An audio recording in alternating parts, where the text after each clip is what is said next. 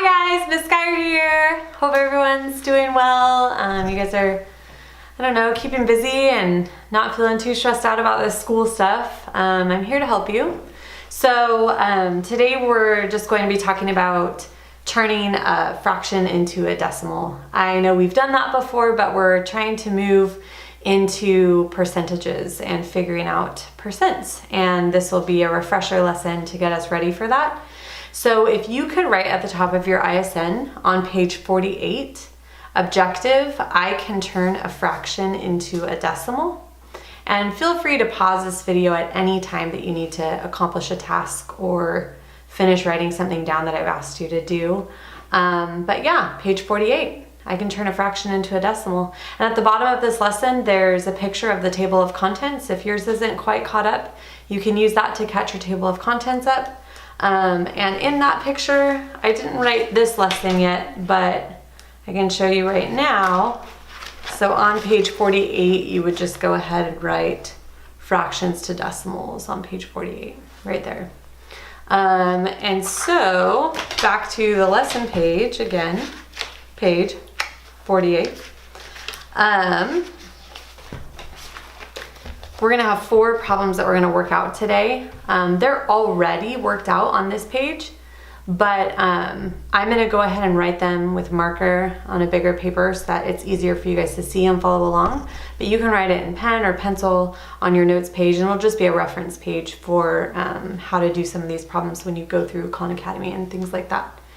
Okay, so here we go. Problem number 1, we've got -6/5. How are we going to turn that into a decimal? And just remembering that anytime we go to turn a fraction to a decimal, my husband likes to say fractions are just little division problems. And that's very true. This line in math always means to divide. So we're gonna go ahead and do 5 goes into 6. Now what happened to that negative? What did I do with that negative? Well, I go ahead and hold that at the end because like you practiced at the beginning of this lesson, a negative divided by a positive is always a negative. So I know my answer is going to be a negative.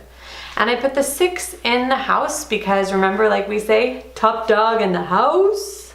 Top dog in the house. That's me.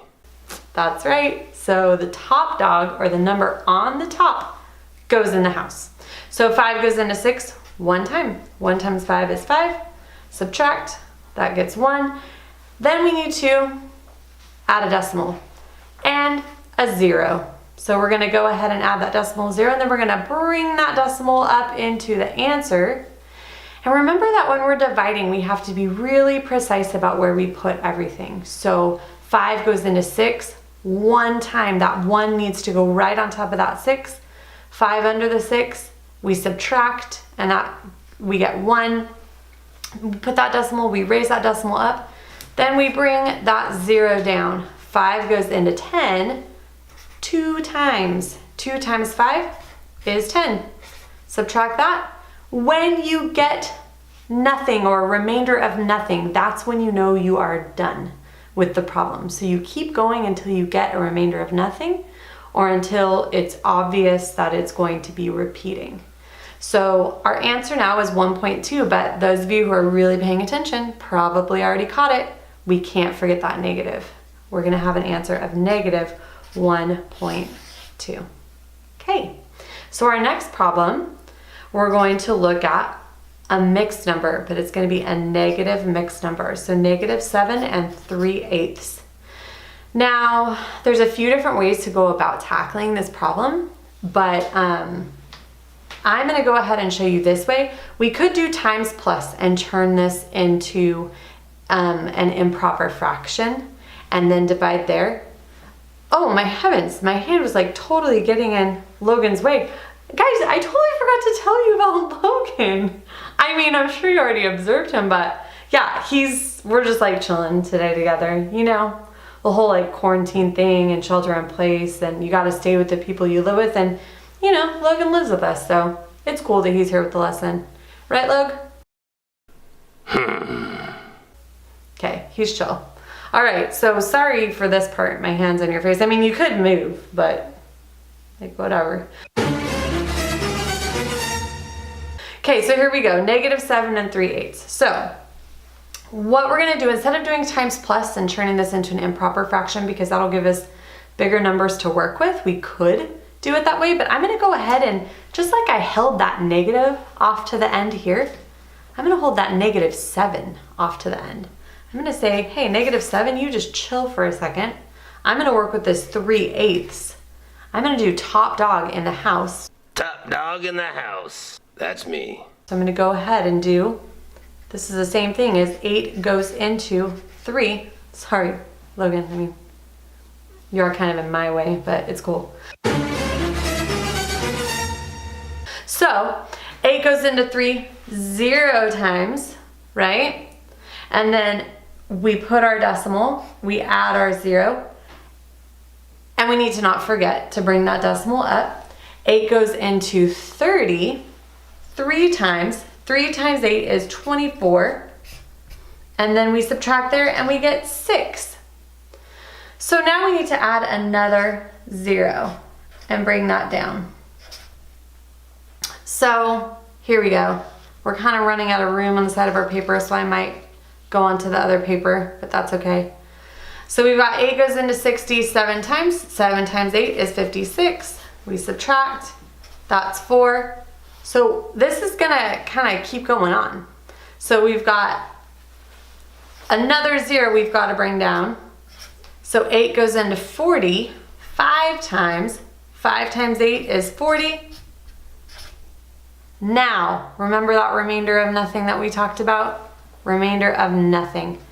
But what can we not forget about? Logan, do you remember? What can we not forget about? That -7. Yeah, it's hard to lose a negative. We put that back in our answer. It's our whole number, -7 and 375 tenths, hundredths, thousandths. -7 and 375 thousandths. So that's our second problem. That should be, again, on your ISN page. Page 48 is where you should be writing this stuff down. All right, so we've got 2 more problems we're gonna kind of move through here. You got it in you, Logan? Cool, me too. So we're gonna go ahead and do problem 3. So 3/11ths. We're gonna go ahead and remember that it's top dog in the house. Top dog in the house. That's me. So it doesn't feel like it should be this way, but 3 goes in the house, 11 goes outside the house. So even though 3 is the smaller number, it still goes in the house. So 11 goes into 3 0 times. We add that decimal, bring that decimal up. Now 11 goes into 30 2 times. And that becomes 22. We subtract 8. Bring that decimal, or sorry, write a 0 and bring that down. 11 goes into 80 7 times. 7 times 11 is 77. We subtract that. So as you notice here, I just kind of said 30 minus 22 is 8, and I didn't do like any borrowing in my problem, and that's because I kind of do it in a number talk way when I subtract with division. So I think in my head 22, 23, 24, 25, 26, 27, 28, 29, 30. That's how I think in my head. So then I know that it's 8, and then I bring that 0 down. So and then also when I did 7 times 11, I just kind of did 7 times 11 is 77. I didn't really have to do that math on the side of the paper, but if that's something that you need to do, that's totally fine. I just wanted you to know why you didn't see any borrowing happening there. So here, 80 minus 77, again, in my head, 77 is really close to 80. So I'm just gonna go 77, 78, 79, 80. And I know the answer is 3 without any borrowing. So then I'm gonna add a 0, bring that down because 11 couldn't go into 3. So now 11 can go into 30. 2 times 11 is 22. Wait a second, I've seen this before. So I'm gonna bring that down.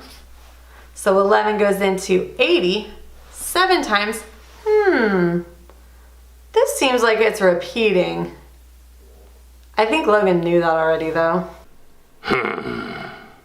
So our answer looks like it's gonna be 0 and 27 hundredths repeating. Pretty cool.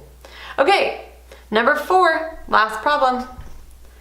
We are gonna look at a mixed number again, 1 and 5/18.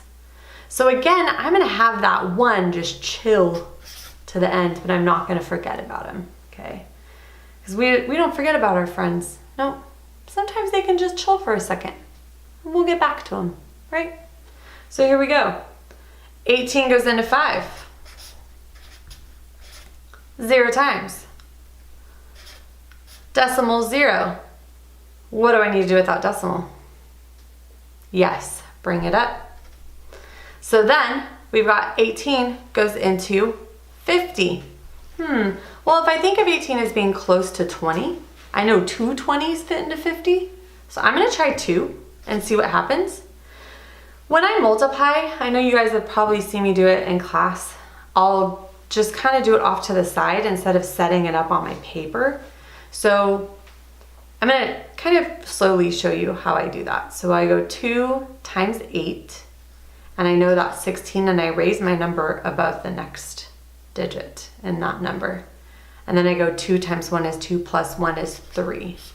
So then I know that 2 times 18 is 36. There's a lot of other ways I could have figured out 2 times 18, but I just kind of wanted to show you that strategy. So I could borrow, or I could do it in a number talks way. I know 36 is 4 away from 40, and then 40 is 10 away from 50. So I know this would be 14. So that's smaller than 18. So I know 2 was the highest I could go. I'm kind of getting in Logan's way again. So here we go. Let's bring that 0 down. 18 goes into 140. So again, I could think of 18 as being really close to 2. 20. And I know that 20 goes into 147 times. So I'm gonna try 7 with 18 and see how close that gets me. So 7 times 8 is 56. I'm gonna raise that 5 over the 1. 7 times 1 is 7 plus 5. 7, 8, 9, 10, 11, 12. So I've got 126. So again, I could do it in a number talks way. 26 is 4 away from 30, which is 10 away from 40. So that's 14 again. If I bring that 0 down, I'm noticing a pattern. It's gonna go in 7 times. So this looks like it's a repeating decimal again. So I've got, remember, let's not forget about our friends. I've got the 1 chilling for me. It's got 1 and 27, and we'll just stop at the hundredths, and we'll put that bar above. Now I put the bar above the 7 here because it's just the 7 that's repeating. And then here on problem number 3, if you recall, I put the bar above the 2 and the 7 because they were both continually repeating. So you put the bar above whichever number or set of numbers is repeating. And that's about it. So hopefully you have all this written down in your ISN and you're able to use these notes to complete the Khan Academy assignment. See you guys next time.